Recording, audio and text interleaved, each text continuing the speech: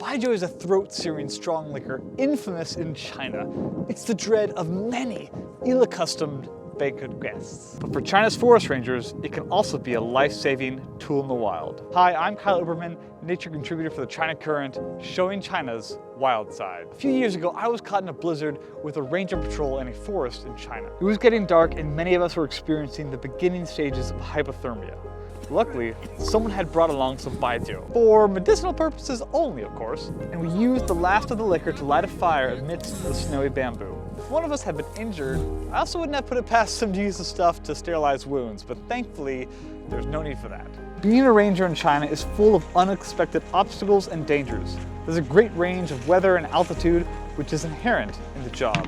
There's also a risk of rockfall and the need to climb using your hands. In the forest, there are thorns of all shapes and sizes, usually at eye level. During my experience with rangers, we may travel 5 to 15 kilometers a day, but in the wild, a kilometer can easily take an hour. Along the way, we make observations of wildlife, check camera traps, and search for signs of human intrusion into the reserves. At night, we finally get to rest and eat, usually a simple meal low on veggies, unless we find some edible plants as we hike.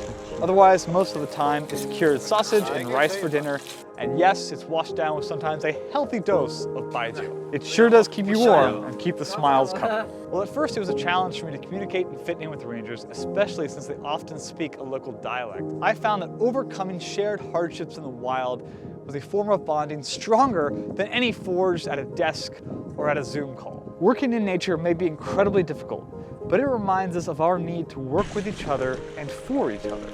Being in the wild strips our differences and reservations away, forcing us to survive and find ways to communicate as a team. That's how we succeed in our missions, and perhaps it's a lesson on how humans on this planet must move forward as well.